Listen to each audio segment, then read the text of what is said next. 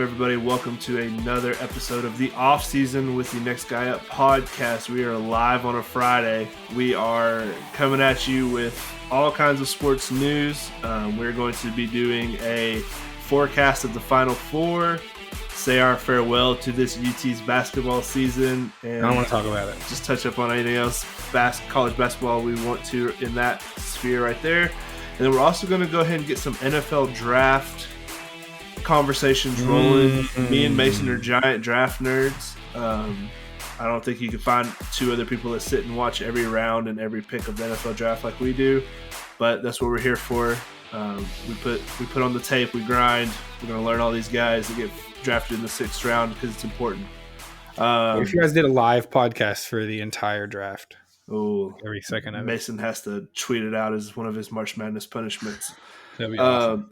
I'd actually be okay with that. What if Mason put out like a 6-hour draft, like just live pod by himself, just him watching Saturday the draft episode? I would post it. Like I would edit it. The first no, round, just your voice, like a podcast. Just you watching the draft and commentating. Live reaction to every pick of the first round. We might have something there, maybe. Right there. Just Mason by himself, though. It's either that or tennis tournament. Yep. If we do a tennis tournament, it has to be like the most obscured, like location, like one, like I don't know, tennis. I would do the draft one with Mason. You can't even watch a movie. You're not going to be able to watch a tennis match. I hate to break it to you. But if it's a punishment, I'll have to do it for the fans. I know. That's why it's going to be funny. You said it had to be obscure, but it could be anyone, and you're not going to like watching it. Yeah, you're not right. For a minute. I also thought about a curling match. Curling. I like the pickleball idea, to be honest. Pickleball's not bad. We'll workshop it still. How many punishments do you have, Mason? I have 2 left. 2 banked up? 3 total. Already did one. Okay. If you haven't seen it, go on TikTok. Follow the Next Guy Up podcast on TikTok. I am drinking a burger shake, not a booger, a burger shake. Same difference. Yeah. But it was pretty nasty. I mean, it was. But we got 2 more left. Obviously, I'm going to be watching some type of sports event and live tweeting it, and then the other one we're still figuring out. So, not fun event either. Yeah. But I have 2 days left. Final Four, both games are on that day, and then the championship. So I have 2 days. So you could have 4 potentially. I could have 4, or I could just have 2 left. So it sounds like we need to cook up some more ideas. Yeah, just in case you have a bad weekend gambling. Well, what about the gravy balloon? Yeah, I heard Tinsley on the pot. Well, I was sleeping, obviously. Yeah, you were sleeping. I went back and how dare you listened. At 1 a.m. I went back and listened, and apparently that idea was lame. But felt a little lame.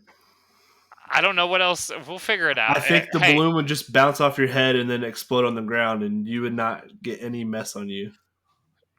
I'm okay with that. Yeah, see, but I'm not for the listeners. Fans of the pod, if you have any punishment ideas that are not going to get me hurt or killed, send them in.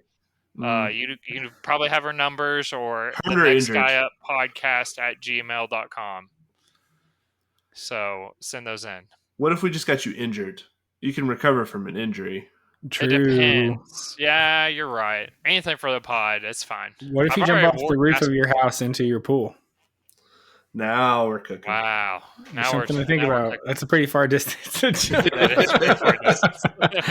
What if we put a mini trampoline in between the gap? So you jump off of your roof onto the mini trampoline into the pool. That's the best idea you've ever had, Zach. There's something there. Let's keep workshopping that. Yeah. What if we build a slide? Even better. Out of cardboard. That's off the roof? Sure, that would be okay. That's a real idea. What if Mason had to build his own slide out of household materials that would get him from his roof of his house into the pool? Into the pool. Well, if he hurts himself, it's his own fault because his slide was not good enough. It's true. It'd be on you for you're the one building it. On me. Something to think about. Duct tape? Yeah, you can use any household materials. That's a household I'll material. probably just use the whole thing as duct tape. You're going to make a slide that could hold you up from... Duct tape's pretty strong if you get enough of it. All right. Sounds like it. Heard it here first, to ladies and gentlemen. Still got one more to go. All right. Keep thinking. That's a good one. It's a high injury probability one. Like that. We're here for the fans, though. It's for you guys, for the people. So, I mean, a hospital bill, I think the people it's might want worth that. Yeah, fans might like that. I think that has the potential to pop off. Go viral. Imagine. That's what it takes these days. You know, you gotta do something crazy. Somebody hurt. It means Zach opted out, so Mason's the guy who can get hurt. I am volunteering for some reason for this. Okay, we'll keep thinking on it. There's something there, I think. We'll workshop it. First, we'll keep workshopping it. Be on the lookout on socials for Mason's punishments. They're coming. We still owe 2. Maybe we'll get one more out of him over the Final Four weekend. Before we get into basketball, because we've been basketball heavy, let's talk a little NFL here. We've not really talked much NFL. There's not been a ton going on. I think really the biggest thing, like Justin Fields got traded right in the middle of March Madness. We didn't really touch on that, but I think that's a good move long term for the Steelers. But it's full on draft season right now. Lots of smoke screens, lots of, all the players are getting their top 30 visits. So you're seeing where everyone's going to visit and what position groups teams are kind of working out extra to see. Maybe that's a tip of the hand. Like, okay, maybe that's what they're going to lean towards in that first round. And, teams getting collateral to maybe try and make a trade up. That team being the Vikings, which I think is a team we definitely want to talk about as far as the team that's trading up, because they've gone and traded with the Texans and gotten their first round pick with a couple other mid round picks to make it seemingly getting a package together to get into that top 4 for their guy, which is rumored to be JJ McCarthy. This happens every draft season. There's a quarterback, sometimes 2, that just flies up the ratings. And it just doesn't make sense. Like Zach Wilson was one. Zach Wilson was a guy who, going into his last year in college, was almost benched. He had lost the starting job in spring training. And then the guy who took his job got hurt. And so Zach Wilson got the job back and had a good last year in college, and then found himself to be the 2nd overall draft pick. And now you've got a kind of a similar situation where JJ McCarthy, who's done nothing in college as far as putting up crazy numbers. And I mean, he's won games, but that's because they play a style of football where he doesn't have to be the guy. And now he's as high as the 2nd overall pick. He's not going to make it out. He's minus money to go in the top 5, which to me is 300. Gosh. And that number keeps getting bigger and bigger, which is just crazy. In a class that I feel like it's one of the better quarterback classes we've had, as far as there's more than just one option. You've got Drake May. I think Jaden Daniels is a good quarterback. Bo Nix is not a good quarterback, but he's a system quarterback as far as NFL teams go. Michael Penix is a guy that's going to get drafted and have a chance. Joe Milton's going to be a project for somebody. Spencer Rattler is going to be a guy who gets drafted into a system and probably sees some playing time because he's got the intangibles. So, I mean, that's a lot of, and then Caleb Williams, of course. So that's just a lot of names that just listed off. And for JJ McCarthy to be considered maybe the 2nd overall pick now, and this is just kind of crazy to me. Yeah, so the Vikings traded to get the 23rd pick, and they already have the 11th. So people are already saying that they did that so that they could combine the 2 picks to move up, whether that be the New England Patriots if they're not interested in drafting a quarterback there, or the Cardinals if the Cardinals wanted to not take Marvin Harrison, which that was a lot of like the links there, and move back, or even the Chargers, which the Chargers would completely be okay with that, I feel like. But if they're like, we'll take these 2 picks, or even more than that, they'll probably take a haul, not just the 2 first round picks, but more than that. And they and the Vikings can trade up to 5 because their quarterback will more than likely be there if 3 quarterbacks go in the top 3, and then Marvin Harrison goes in the 4th pick, and then JJ McCarthy maybe literally in the top 5, which is insane to think because I never even saw this one coming. I didn't even know if he was going to get drafted in the first round, and Zach just gave a thumbs down for everybody that obviously can't see. He's not a fan. He's a fraud. I feel like. Do you feel like he's talked about kind of like what's his face? Oh shoot, this Brock is bad. Purdy. No, Will Levis. Will Levis. Okay. Will Levis. You know how it seems like everyone's like, this guy really doesn't seem like he's going to be a very good NFL quarterback. Like he really just doesn't have the thing that it feels like he should have. But then all the NFL owners seem to disagree with you. And then it's like, I just don't understand what people see about some quarterbacks like that, where it's like, this guy is it. I don't know. It's weird. With Will Levis coming out last year, the thing about him was he's 6'4" and has a cannon for an arm and is somewhat athletic. So he has the intangibles that offensive coordinators and offensive minded head coaches say, hey, if I get him in my system and fix his mechanics, I can make him into a good quarterback. Because he had flashes at Kentucky of making big plays. With my opinion in JJ, I don't see that at all. I think he's a poor man's Daniel Jones, and Daniel Jones is not a good quarterback to me. Already poor. Poor man. Yeah, like JJ's a little bit athletic, and he can probably lead a team and not turn the ball over and do all the checkdowns. But is that what you want in a top 5 draft pick at quarterback? When there's guys like Jaden Daniels, who's a freak athlete who just won the Heisman, or Drake May, who I think is a very good quarterback, who's very athletic and has a cannon for an arm. He literally reminds me of Justin Herbert coming out of college. And then there's Caleb Williams, which we can go on and on about all the things Caleb Williams has done on a football field. So yeah, I don't know. And maybe it is smoke, but I do think there's a team that's going to fall in love with what JJ can offer as far as a safe pick, and they're going to go with it. And I think that's the Vikings because they've had so much success with Kirk Cousins, and their head coach, Kevin O'Connell, kind of runs this point guard offense where if you're just a quarterback who just is smart and don't turn the ball over and just take what the defense gives you, we can win games that way. I think it would be a mistake to mortgage your future and trade away a bunch of picks to go get JJ. Like if he's there at 11, great. If not, you figure something else out because it's definitely not. He's not it. I don't think at all. Jim Harbaugh is playing chess, not checkers. Homeboy is hyping up this guy. If he had the top 3, if he had like the top 3 or 4 picks, and he didn't have a quarterback, would he actually draft him? I don't know if he would, but he's just like, No. It makes my pick more valuable because someone would trade up to my team, the Chargers, with them being in the top like 6 or whatever. It makes or if someone does pick a quarterback, that's one less.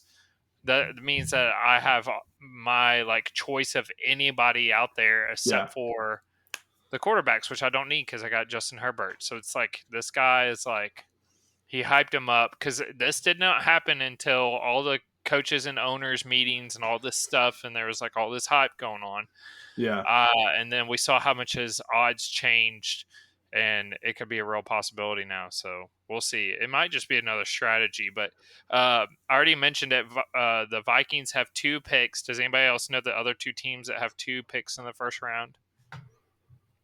Little side trivia. The Cardinals? Yes.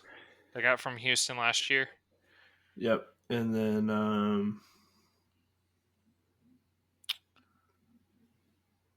the Bears. The Bears, obviously. Yes. 1-9. 1-9. Yep. So there's those 2 teams, and then there's a couple teams that don't even have a pick. I'm so ready for me and Tins have already talked about it, but next episode we'll dive deep even more. We're gonna do some mock drafts and dive deep into some of the other. we're touching We'll on have some some bets headlines. and stuff too. Yeah, for sure. Because it's getting close enough now where more of these player markets are opening for you to be able um, to gamble on certain picks and where players are going to go. So that's always a fun thing. Me and Mason enjoy betting on the draft. So we'll have, as we get closer, it's easier to do that. So like you said, next episode I think will be a little not. I mean, we're a little draft heavy here, but I think that's just because we want to talk about the bust potential that is JJ McCarthy. Because I feel like, I mean, he's getting now. It's even mocked to him go number 2. So I don't feel like this hype train is going to stop anytime soon. So it's just we as a podcast, I think we wanted to get ahead of it and say we are not Team JJ. We do not think he will be good. Speaking of bust tins, we had a Yes. trade today that involved your favorite team of all time Oh trading yes. away Stefon Diggs. I Yeah. was just kind of kidding. I don't know if he's necessary. A lot of people say that he is a locker room problem, but I wouldn't necessarily say Oh. he's a bust. Oh no, he's not a bust, but is he a locker room problem? I don't know. When Kirk Cousins doesn't want much to do with you because of your behavior in the locker room, that's all I need to know. So what was the trade? That's all he needed to know. So Tinsley, what was the trade for everybody if they missed Yeah. this? So the Texans trade for Stefon Diggs today. They absorb his $15 million a year contract. The Bills did have to eat some dead cap, so that's 30 million in dead money. yeah, it's a big number, but they were looking to get out of the contract. All the rumors are Diggs and Josh Allen have had a big falling out the last couple off seasons, and this was kind of like the final straw. The Bills are kind of looking to do a reset here, so they do a trade swap 2025, so they switch second round picks, which that was weird. And then it was the first round pick and the Bills second round pick they swapped. Essentially, the Bills got to move up a little bit in draft spots, and the Texans moved down a little bit just to take his contract and get rid of the headache. I mean, Stefon Diggs is still a good player. He had a good first half of the year last year with the Bills. And then once Joe Brady took over in the offense, you saw a lot less of Josh Allen just chucking it to Stefon Diggs. It was more of a, hey, take what's open and spread the ball around.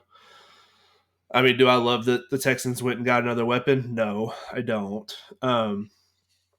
But am I going to go ahead and schedule the parade for them like their fans are doing on Twitter? No, I'm not. This is a team that had a 4th place schedule last year.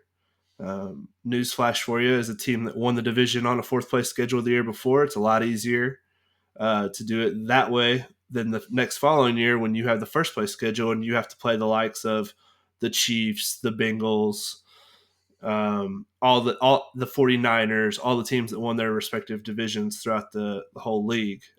Gets a lot tougher. So enjoy your Twitter parade today, Texans fans. I've bookmarked a lot of stuff. You guys are celebrating awfully early. I love it. I'm glad. We had some nice sparring matches today.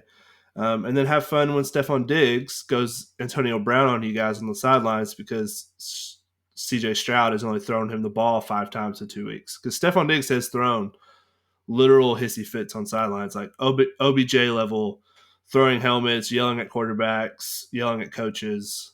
And he's gotten away with it for a long time because he's put up elite numbers.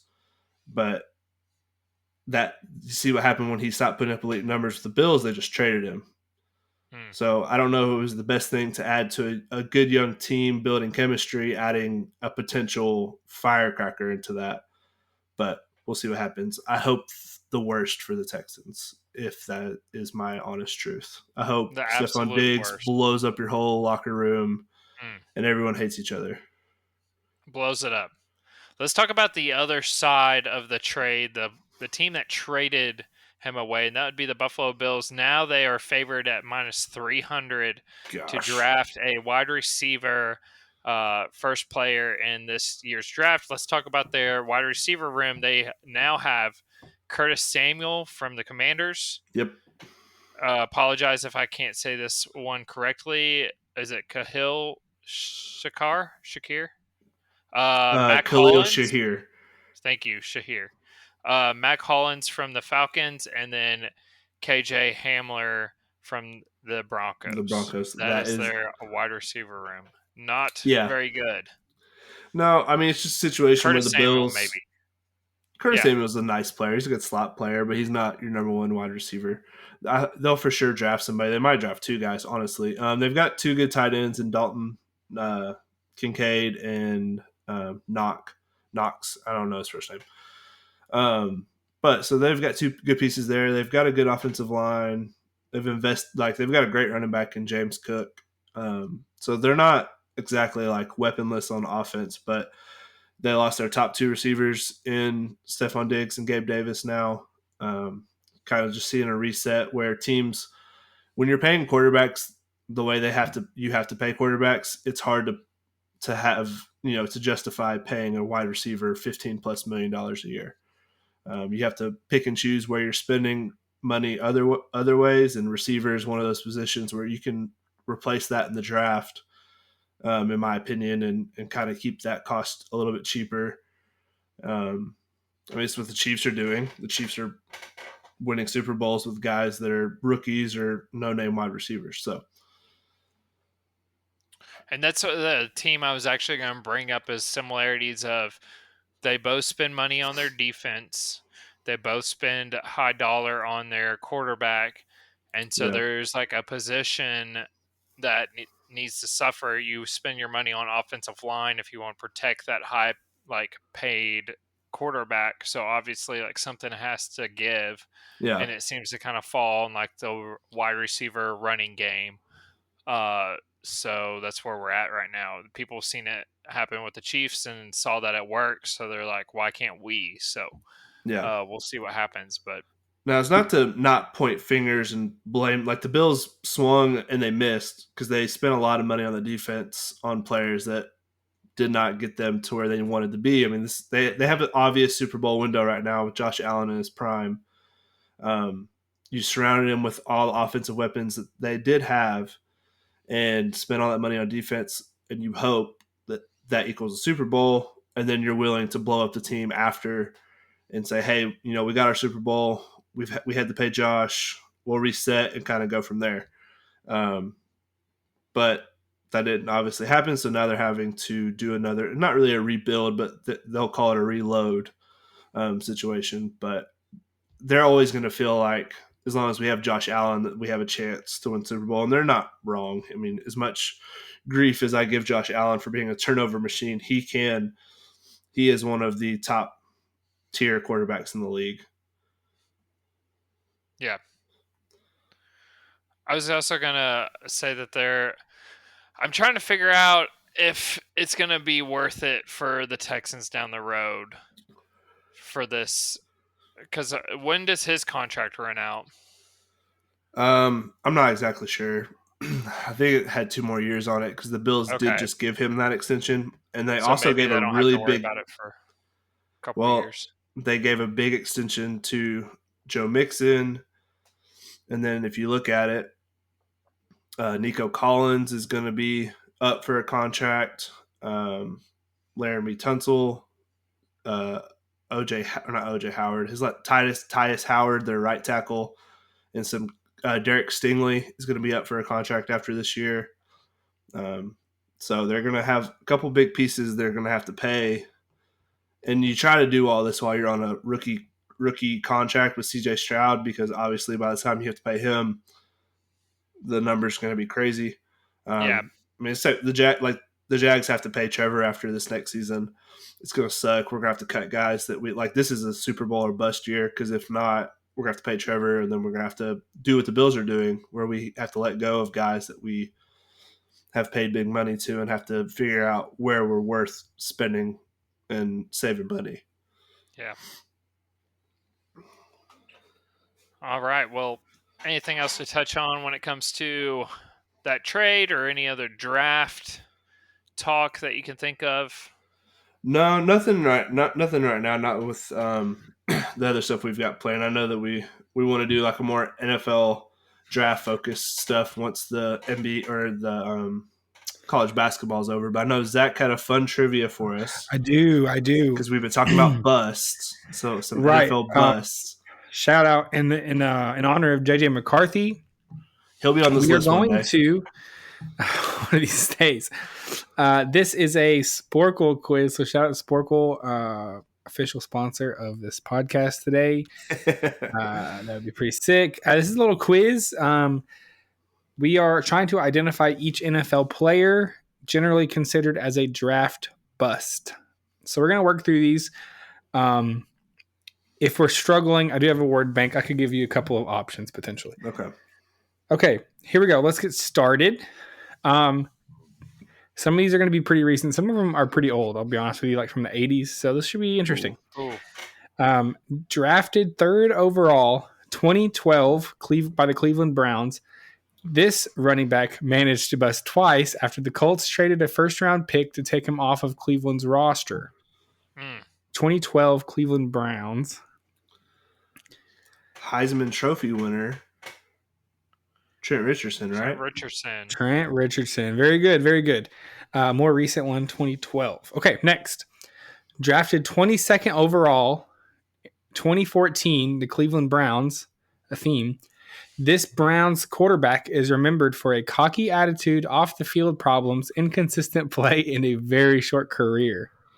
I'm putting up the 0. He was asked how much film he watched in NFL, and he threw up a 0. That'd be Johnny Manziel. I did watch his little documentary pretty recently. It was pretty entertaining, actually. It was. It's definitely worth a watch. Okay, next. This is a little harder, probably. Drafted 7th overall in 1990 to the Detroit Lions. This Heisman Trophy winning quarterback played 3 seasons in Detroit, throwing only 5 touchdowns total. Dante Culpepper. Incorrect. No. 1990. This was now 34 years ago. Was it a Florida quarterback? I don't know. I should know. Detroit Lions. I don't know this one. I don't know it. I feel like I know it. Like once I hear the name, I'll be like, yeah. I'll skip it. We'll come back to it later. Okay, next. Drafted 3rd overall, 1999 Cincinnati Bengals. This quarterback left the NFL in 2005 with only 5 career touchdown passes. To the Bengals in 1999. Do you have a word bank? Yeah, let me give you the word bank here. So just so you can start thinking about some of them. Aaron Curry, Akili Smith, Andre Ware, Art Schlichter, Brian Bosworth, Charles Rogers, Courtney Brown, Heath Schuler, Jamarcus Russell, Joey Harrington, Kijana Carter, Joey Harrington was the Lions one. Rick Myrer, Ryan Leaf, Tim Couch, Tony Mandarich. Tim Couch was a Browns quarterback as well. Yeah, he was a Browns quarterback. Not Bengals. Okay, we'll keep looking through these. These older ones are going to be a little tough. I knew Jamarcus Russell was going to be on this list. That's hilarious. Drafted 3rd overall in 1994 by the Washington Redskins. After retiring with a career passer rating of 54.3, this quarterback entered politics, becoming a member of the House of Representatives. What's the last name? Was it like Achilles or something? Achilles Smith. I think that's him. That is not true. Dang it. There are some newer ones. Let's do newer ones. I need let's keep cooking through them. Here we go. Okay. Drafted 2nd overall, 1998, San Diego Chargers. Famously drafted just after Peyton Manning, but their career trajectories could not have been more different. That'd be Leafy boy. Ryan Leaf. Was that even on his list? Yeah, you guys are talking over a little bit. Okay. You're not going to get this one. Drafted 2nd overall, 1987, by the Seattle Seahawks. This linebacker is mostly remembered for getting run over in the end zone by Bo Jackson. How are you going to be a linebacker and be second overall in a bus? Like all your whole job is just to tackle guys. I remember this one. That's Brian Bosworth. Shout out to my guy. Why do you know that guy? I did go through the list at the beginning and I couldn't remember most of them. Okay, We here need to get Brian Bosworth on here and be like, nice to have you on. Zach, he called you your guy for some reason. My guy. I like My his guy. name. All right, here we go. Drafted second overall, 1989 to the Green Bay Packers. This offensive tackle, nicknamed the... Oh, no. Shoot. This might be better, actually. We ran out of time already. There's a time limit on these, apparently. Oh, yeah. Shoot. Okay, here we go. We'll finish this one.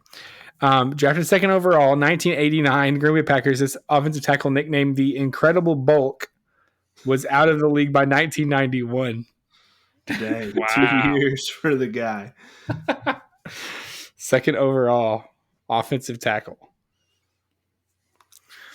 No idea. His name is Tony Mandarich. I don't know. Okay, let's kick a couple of these more recent ones. I'll skip Any around. more like in this decade, yeah. Here we go. You can get this Yeah. one. Drafted fourth overall, 2009, Seattle Seahawks. This highly touted college linebacker recorded only 5.5 career sacks after reaching the NFL. Aaron Curry. That is Aaron Curry. Very Oh, good. yes. Very good. He's a I'm only going to Madden. pick some more recent ones. His speed was crazy. Drafted second overall in 2003 to the Detroit Lions, this Michigan State star reached the end zone only 4 times in the NFL due to injuries and substance abuse issues. What was it? Something Williams? No, No. that would be Charles Rogers. Rogers. Okay. Shout out. There was like to a stretch where your the boy. Lions drafted like 4 receivers in the top 5 like multiple years in a row. Okay, Heath Schuler was the one who was in the House of Representatives. 54.3 passer rating. Okay, next. Drafted first overall, 2007, Oakland Raiders. Marcus Russell. 18 touchdowns. 18 touchdowns and 38 turnovers. Oh boy. He had all the potential. Oh boy. So I would like to play Madden during those years and try to pick him as the quarterback and try to make it work. Like that was like a thing I like tried to make him good like on my franchise. Yeah. It was impossible. Not fun. Yeah. Okay, two more I'm going to do. He did have like arm power 99, but his accuracy was like a 54.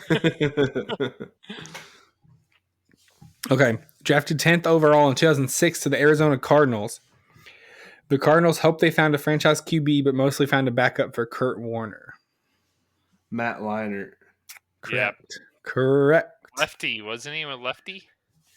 Pretty sure. I think so. Okay, last one. Drafted first overall, 1999, to the Cleveland Browns. The Browns probably wish they'd taken a different QB as Donovan McNabb went to the Eagles with the next pick. I guess that's Couch. It is Tim Couch. He went Correct. first overall? Correct. That's not talked about enough because I didn't know 1999. Yep. Donovan McNabb. I just hate that. That'd be so scary drafting quarterbacks in the beginning of this, knowing that it's just like a coin flip, basically. Like there's if 4 of them are drafted in the first round every year, like one of them turns out to be good and sticks with that team. Like CJ Stroud had a very good season. But Right. will he be the guy coming out of last year's draft that ends up being like the best, the one Probably. who made it? I mean, it's Will Levis, Bryce Young. Mm-hmm. Struggled. Anthony Richardson could be good, but he could also just be injury prone his whole career because he's big and he likes to run like Cam Newton. Because those are the 4. I can't even think of any other quarterbacks from last year. Hendon Hooker. Yeah, I don't think Hendon Hooker's ever going to have an NFL pass. You don't? No. Wow, The Lions keep signing other backup quarterbacks. Could be. he's supposed Okay. to be their backup guy. Well, there's your Sporkle for the day, everybody. Great work. Shout Real out Sporkle. quick. I try to do a Sporkle shout out. every day while I'm at UPS, like on my break, just to Keep the get mind your sharp. keep your mind sharp, keep your sports knowledge flowing. You were talking about QBs and how there's only like one that's good on a like or just a couple. This was not long ago. COVID, the year after COVID, 2021, when Trevor Lawrence got drafted, he's the only quarterback still with his team from the first round. I feel like we may have talked about That's this, but true. you have Wow. Trey Lance with the Cowboys. Zach Wilson's still with Mac Jones. Zach Wilson was not drafted in that year, was he? Zach Wilson was pick number 2. He was. So he's still the with his Jets team. present. So there's 2. I'm sorry. Well, they're actively Starter. shopping him. Okay. They're treating him like Maybe he's that's on the why I saw team. this. It's kind of awkward. Yeah. Mac So- Jones with the Patriots, no more. He's with Tenz's team over there. Justin Fields now As with the backup, Steelers. Mac Jones is our backup quarterback for anyone who wants to try me. I didn't say it was a starter. I I just said know he was, for the you starting didn't. job. But there's people that do that little number. well, I'm just saying we talk about how much things that was 3 years ago, and like all those quarterbacks that were drafted 2, 4, 5. There's 5 of them. Only one is still with their team, and none of them are starting except for Wow. one. Kenny It's Pickett's wild here stuff. too. Kenny Pickett's off of his team, Yeah, which I know he's the only one that go in the first round that year. it's insane. Okay, let me ask a serious question. This can be we can maybe wrap this up here, but every time I see JJ McCarthy, all I can think about is Tom Brady. Maybe it's the Michigan comp. Maybe it's this like kind of. It doesn't seem super athletic. He doesn't But have he elite fits, traits like he can't. Yeah, like he Yeah, doesn't have the like. I don't know. Sometimes I feel like teams look back to Tom Brady getting drafted so late and being what he was, and be like, man, we got to find that. I thought And you they were end making a comparison to Tom Not Brady. I was thinking- not in like their physical attributes, but like in what he kind of was. Like he really didn't seem like he was going to be what he ended up being. But he was like pretty coachable, and he ended up in the right system, and he ended up being like an elite quarterback. You know what I mean? Yeah, the system matters. In my opinion, quarterbacks don't fail because they don't have all the talent and all the intangibles. Like, if you're a quarterback who's going to work and learn how to read defenses and be smart with the ball, you can succeed in the NFL for sure if you're put in the right system with a franchise that's going to surround you with talent. That's what happened to Tom Brady. Tom Brady's first couple of years, he wasn't like in charge of winning games. Like, they had elite defenses. His job was to put points on the board, but don't turn the ball over. And he did that. And he turned himself into, I mean, he never had the biggest arm. He never had the best receivers, but he just always took what the defenses gave him. He became an elite player as far as understanding what defenses were trying to do and take advantage of them. And so that's, I mean, yeah. So that's where like JJ could turn into that, but the likelihood of that is, to me, very low because he's going to get drafted very high to a bad team. And that's what happens. These quarterbacks get drafted in bad situations and they're thought to just turn around instantly. If you look at like the Chiefs were picking in the 20s the year they drafted Patrick Mahomes. They traded up to go get him as an 11th overall pick, and he sat for a year behind Alex Smith and learned and has one of the best offensive-minded coaches ever to put him in a system that worked for him. So it really just all depends. It's we like to just say, oh, that quarterback's a bust because they suck. It's like, well, no, it's just because they just didn't land in the right situation. I think that's what we're going to see with Justin Fields. In like a year or two, I think we're all going to be like, oh, Justin Fields didn't suck. He just was in a bad position with the Bears because he got drafted to a team that didn't know how to use him and didn't have weapons. Yeah. Like Caleb I feel Williams. we kind of saw that with Kirk Cousins as well, right? He kind of had a pretty mediocre start to his career until he ended up. Yeah, in a pretty good he was a spot. backup to RG3, and then once he got a chance to start and play, like he showed that he was a good enough quarterback to play in this league, and he just got a big contract at 36 years old, coming off an Achilles injury. It's crazy. So it just goes to show you, it's really, you just got to find, you got to land in the right situation and hope that you're going somewhere that can put a system around you to succeed. And that's really the biggest thing with quarterbacks. Love it. Love it. Love it. Okay, do we want to transition to a little bit of basketball? We'll talk a little basketball. That was good. It felt good to talk some football. I've been chomping at the bit. But now let's get back to this thing we call March Madness, because we've had some highs, we've had some lows. So I think I'm going to drag this out of Zach. But we did on Sunday. You got a little bit of a reaction show out of us on Monday. I kind of wish we did stick a mic in Zach's face the minute the game was over, because it would have been entertaining for sure. Yeah, it would have been something without a doubt. That was our bad not doing that. Zach wearing a UT shirt, by the way. The wounds were fresh. It was an emotional game. Yeah. Lots of it. There were some runs where I felt like we were really we had it.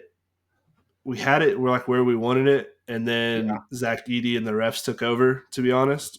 And I'm not someone who, I don't like to blame refs for stuff. I'm one to just be like, hey, no, it's part of football or basketball, whatever sport I'm watching. But you can't tell me with a straight face that the refs did not hand that game to Purdue on a silver platter. I mean, the foul discrepancy is egregious. No one knows how to call fouls against Zach Edey.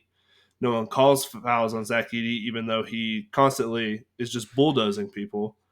And I get it. He's 7'4" and he's big and all that stuff. But it's gotten out of hand. Look, let's just do it. I've consumed more basketball content in the past couple weeks than I ever have in my whole life. And this week I have not touched it. I couldn't listen to some of my favorite podcasts because I was like, I can't listen to this discourse happen right now. I can't do it. Because it was all over. It was a nationwide conversation during this game of how are we just letting this happen? And it's going to continue to happen. It's going to happen until that national championship game, Yukon Purdue, which I think is a collision course right now between two immovable objects. Yukon, which is just possibly like a generationally good basketball team, and Purdue, who has this player who is just nearly impossible to referee. I will say, credit to Purdue. Their game, while the whole storyline this year has been like, guys, yes, Zach Edey is what he is, but the guard play has been way higher. You would not know it by this game because the guards did not touch the ball very much. The guards were functioning to pass the ball to Zach Edey. And so to their credit, they did that game plan very well. Their game plan was, we are going to literally make him touch this ball every possession, and he's either going to get fouled or he's going to hit a shot or both. And it happened. 40 points. I mean, that's the ball game. He slowed the game down. To Edey's credit, we could not even think about trying to score in the lane. We didn't even try until the last couple possessions. Whenever Connect just got absolutely stuffed by Edey the one time we took it to the rim. So it was a great game plan. I think if you knew that's how the game was going to be called, I think there was just not a lot you were going to do about it. I mean, he is pretty dominant. He is humongous. And if you're not allowed to play physical defense against him, there is basically a 0% chance you're going to stop him. And if there's no chance of him getting in foul trouble at all, which I think was maybe the more egregious piece of it, is how he was not called for any fouls. And I know in our age where you can go and watch every play back, you can find stuff, you can find fouls in every possession if you wanted to. But there was a couple of pretty bad ones where it was like, how are we just going to let this happen? So for that piece of it, it was frustrating to watch because you're thinking this team is talented enough to win this game. And really, at the end of the day, if we had hit some shots we should have hit, we would have won.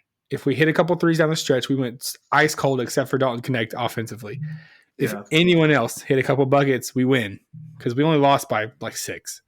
And a lot of that was just free throws at the end of the game. I mean, we were right in it. We were up pretty big in the first half. So overall, a good season. There was a point about halfway through the second half where I kind of resolved within myself that the game was basically over already.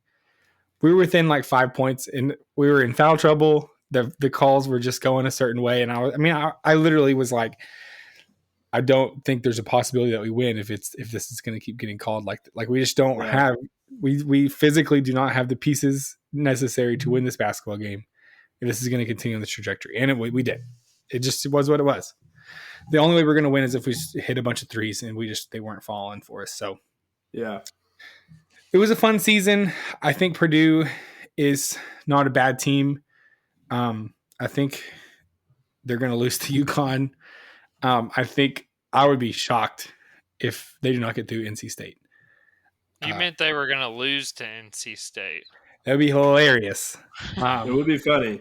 And Yukon would be, oh my gosh. Yukon, I would literally take like Yukon 10-point favorites. 3. Yeah. I would take No, I saw the preview line. They would be like a 5-point favorite against Purdue, and they would be a 15-point favorite against NC State. Oh my gosh. They're an 11.5-point favorite right now against Bama. Wow. My least hot take is that as fun as this tournament's been, it's all been a consolation prize for Yukon anyways. Like, we're all just playing in Yukon's world. I think that's likely. Yukon has showed 0 cracks, 0 sorry, Tins. I know I'm jinxing Tins a little bit here, who has a lot of money on Yukon to win the national championship. But at this point, I've not seen anything out of any of their teams to make me feel like Yukon. Now, Zach Edey, I guess, is the great equalizer because no one can really compete with him. There's not really a big man in the nation. Yeah, Yukon has one. His last name's Klingon. He's 7'2", and he's everything Zach Edey wishes he was. Wow. He's athletic. That's something. He actually runs around, can shoot. Watch some Yukon this weekend against Alabama, and you will see this guy. He is a freak. He's going to be a lottery pick in the draft this year, and he'll actually play in the NBA, unlike Zach Edey, who will, in my opinion, never see a single minute in the NBA. Zinger. I think the part that makes it even more frustrating for me is the Alabama of it all. Yes, that is. Our team is so much better than Alabama this year. We beat them twice, home and away. And the fact, I will continue to harp on this, maybe the travesty of the tournament is that we ended up in Purdue's bracket instead of North Carolina's bracket where we belonged. Yep. Ran into this Zach Edey idiot. And I know we would have to play them eventually. Like, I get it. Like, it's all going to funnel down to the best teams regardless. But Alabama's path to this national champion or to this Final Four has felt pretty. It's been pretty weak. Mickey Mouse, in my opinion. They beat a North Carolina team that was kind of mid. We all knew they were a little bit of frauds. And Grand Canyon. It's gross, honestly. It makes me sick. That's the part that makes me feel the worst. I agree. Yeah, I definitely agree with that. Especially considering we were fighting for that last 1 seed on North Carolina, like it was us in North Carolina fighting for that last 1 seed. I think we're playing this weekend had we got that 1 seed because their bracket side was easier. I felt like we would have been able to beat Alabama much better against Alabama. By the way, we beat Alabama twice and we beat NC State in the regular season. So shout out. Oh, that's gross. Yep. I do think it was a good tournament for Barnes. I think this whole year has been good as far as showing like his willingness to go to the transfer portal and get a guy like Dalton Connect. Yeah. Who's now going to be a high draft pick and play in the NBA. So those are all good things for UT basketball going into the future. Agree. I had a fun stat about NC State real quick. Okay. NC State, 11 seed, as we all know, is the lowest seed to make the Final Four. LSU 1986, George Mason 2006, VCU 2011, Zach's favorite Loyola Chicago 2018, Don't talk to UCLA me about that. 2021, NC State 2024. Wow. There were all 11 seeds? They were all 11 seeds. That's the lowest. 15 seed was the lowest seed to make the men's Elite Eight, St. Peter's 2022. 15 seed to make the men's Sweet 16. Princeton, St. Peter's, Oral Roberts, and Florida Gulf Coast. Do you know what the lowest seed to win the national championship was? It was in the 80s. 6. It was an 8 seed, Villanova in Wow. 1985. Wow. Guys, I am pretty. With all respect to Tins and his bets, I'm rooting for NC State. So that's They fine. started out No, thank at you. 200 to 1 odds to win the tournament. But think about it. If they beat Purdue, that's probably a better matchup for Yukon in the national championship. Oh, yeah. I mean, please, at this point, give me. I'm rooting so hard for NC State this weekend. Yeah, Purdue's the scary one, I think, for you. No, I'm not. I promise that Yukon has it. Their center is everything Zach Edey wishes he was. All right, there you go. I love this kid. Love him. I hope him and Dalton Connect find themselves on the same NBA team because that'll be my new NBA team. Wow. Another fun fact. Sad. I have a fun fact as well. You go ahead. If you would have bet $100 on the Wolfpack, you would have made $1,849 in the tournament. If you just during kept its rolling ACC and NCAA tournament win streak. Do it. Yeah, if you just bet 100 every time. Because they've been an underdog like almost every game. Yeah. No, I have a fun fact. Yukon is stuck at the airport right now. They can't even fly to Arizona. All 3 other teams are there. They're not going to be able to fly out until after midnight tonight. Dan Hurley is mad. Dan Hurley is talking about how this is another obstacle being put in his way because the NCAA is in charge of travel for the teams. This guy is a master of motivating his team. I was listening to an interview today. He's just a psycho. But he's getting the job done so far. So officially, just so everyone listening knows, I am so heavy on Yukon. They hold the keys to all of my futures, literally. They have the best record against the spread out of any of the teams left. By the way, I love a stat like that, especially when they're double-digit favorites over every team that's left. Yeah, that's pretty good. 26-12 against the spread this season. Does Dan Hurley always look like his eyes are going to pop out of his head, though? Yeah, because they might be. This team has been shooting like 20-something% from 3 for the whole tournament, and you would think, oh wow, that's really bad. They must not be doing very well. They just blew out Illinois, who has one of the top offenses in the country, by 30. This team is blowing teams out by double digits without shooting well from 3. That's all I gotta say. This team is something else. I don't even understand. Like, we were watching the game, me and Mason were against Illinois, and it was 23-23 coming out of halftime. We blinked, and it was a 20-point lead, like out of nowhere. So I don't know. The Yukon team feels special. Feels like they have a mission. As long as it's not Purdue, I could stand losing these futures. I think. Like, at the end of the day, I mean, I'll be mad. It'll hurt. But if it's NC State, I guess it's just no. If it's just NC State, because it's Alabama, I'll be mad too. So never mind. I think we all need to collectively, as a country, we need this to be Yukon. I can't see Zach Edey screaming about being a winner. That's disgusting again behavior. After he's lost to double-digit seeds twice in his collegiate career. Yukon is the first team in the seeding era to win and cover 10 in a row. The Huskies are on a 26-6 against the spread run in the dance since 2009, covered by double digits in 14 games. That's a big number. That's a lot of numbers.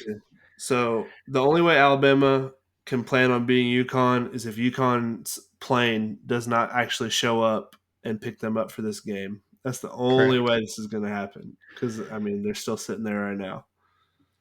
Wow. Entering the final, and he's on Twitter, just like he's going off about it. Entering the Final Four, the Huskies are minus 190 to win it all, the second highest price since 2021 Gonzaga. Dang. They're a money-making machine. Tens cashing out over there. Let's talk about that to close out the episode. Yeah. Okay. So I did have some straights, which I don't really like taking like a straight champion, just because it's, I don't know, unless you take it really early in the year before the season starts, the value's not there. But I hit a pretty big bet before March Madness hit, and so I spread around on a few teams to win it all. I did Yukon. I did for 50 when they were still like plus 600. UT, North Carolina, and Auburn, because Auburn was kind of like the team this year. Statistically, everybody's like, oh, this might be the dark horse team to kind of upset Yukon and win it all. And then they got smacked by the nerds at Yale. So it shows how much stats worked for us there. My cash out got up to like 160 something on a $50 bet for Yukon. I cashed out, which I'm not a cash out guy, but here's what I'll defend myself with this. I went and looked. Now there's two other legs to this parlay. If Yukon wins it all, and then the Orioles win 91 games, and the Avalanche win the Stanley Cup, it was enough to make me forget about winning an extra like $140 from Yukon, just straight up winning it all. We're talking I'll get tweeted out by DraftKings about my future hitting. It's like it's a bunch of different ones, but they all equal up to like $9,000. So I cashed out. I'm not a cash out guy. I'm never going to judge someone who is a cash out guy. I think I surprised Mason when I sent it, and I cashed out. I cashed out before I sent it because I knew he'd be successful in talking me out of it. So I didn't want to have I didn't want to lose all the futures and that straight ticket when I could have just took some profit, which I've already regretted it, because it's like, why? Like, now that we're closer, I'm like, UConn's not going to lose. So what I do that for? Unless they do lose to NC State, then you're. I'm just being funny. I can stomach an NC State. If it's Purdue, nobody wants to see. Does anybody want to see Purdue win at all? I don't want to see him ever win another game. I can't wait for them to suck next year because they don't have that stupid idiot. Unless he decides to come back for a 6th year of college sometime. Boy, that would be something. He could find a way, though, I guess. All right. Well, that is the episode, guys. Thank you for everybody listening to this episode. We hope that you have a great weekend. Make sure to check out this upcoming Messing Around Monday episode. Check us out on social media. You guys have a great weekend.